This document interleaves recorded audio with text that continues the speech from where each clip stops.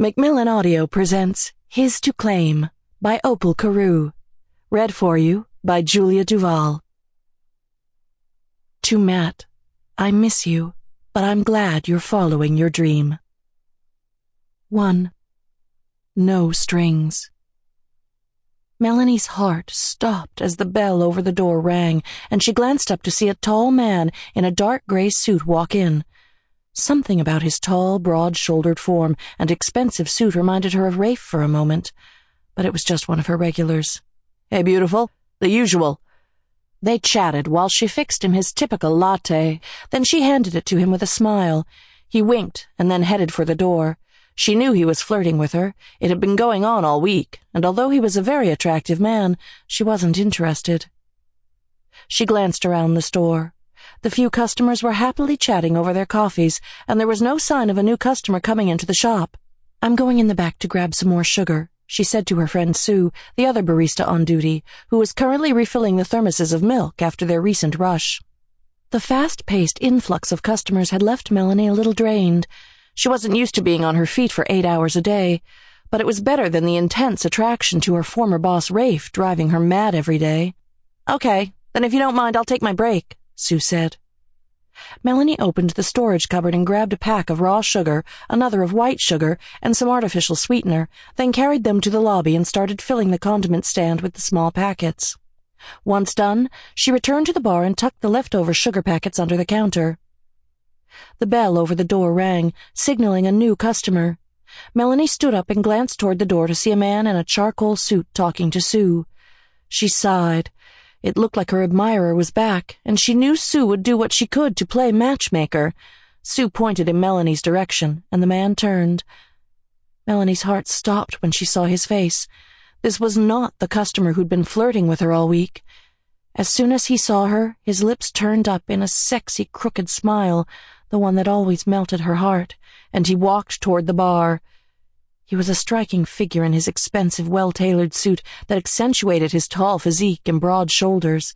His dark, glossy hair was combed back, and his stunning sky-blue eyes, ringed in navy, were locked on her. "Hello, Melanie." "Mr. Ranier?" He chuckled. "Haven't I always told you to call me Rafe?" She nodded. His authoritative brother, Dane, had insisted on being called Mr. Ranier, but Rafe had always preferred a more casual address. "Rafe, what are you doing here?" "Getting a coffee for starters." He glanced up at the board. "What do you suggest?" "Iced coffees are quite popular right now. We have one with a hint of cinnamon and orange." She knew his brother would want a regular coffee, but Rafe was always willing to try something new. "Sounds good." "To take with you?" she asked as she reached for a takeout cup. "Actually, that depends. Can you join me?" "Of course she can." Sue smiled as she returned to the bar. In fact, Melanie was just about to go on break. Melanie glanced at Sue. "I thought you were going now." "I'll go later." She glanced at Rafe and smiled. "In fact, you go sit and I'll make you both something." "But if the manager sees," Melanie said under her breath. "She's gone for the day and I'm not going to tell." Melanie walked to a table in the back corner, wanting to be discreet. "This is cozy," Rafe said, as he sat down across from her. "So why are you here?" Melanie asked with a smile. "Besides the coffee." "Does there have to be a reason?" "This isn't anywhere near where you work or where you live." "Why don't you think I was at a meeting nearby?" Her eyebrows arched. "Were you?" He shook his head. "No, I came here to see you." Her stomach clenched at the admission. She didn't work for him anymore. They had been friendly in the office, but they hadn't been friends. He'd been her boss. There was only one reason she could think of for why he'd be here, the one reason she'd been dreading and hoping she wouldn't have to deal with.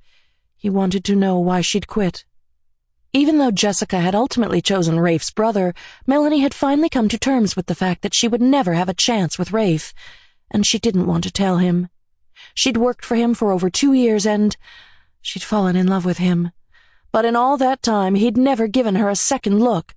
Then, when he'd fallen in love with her best friend Jessica, it had broken Melanie's heart. It had just been too painful to keep working with him and to watch the two of them together. That's why she'd quit, and she couldn't tell him any of that. Sue came to the table with 2 iced coffees, then returned to the bar. "I was surprised to find you were working as a barista. It's quite a change from an office environment." He sipped his coffee. How did you find... Sample complete. Ready to continue?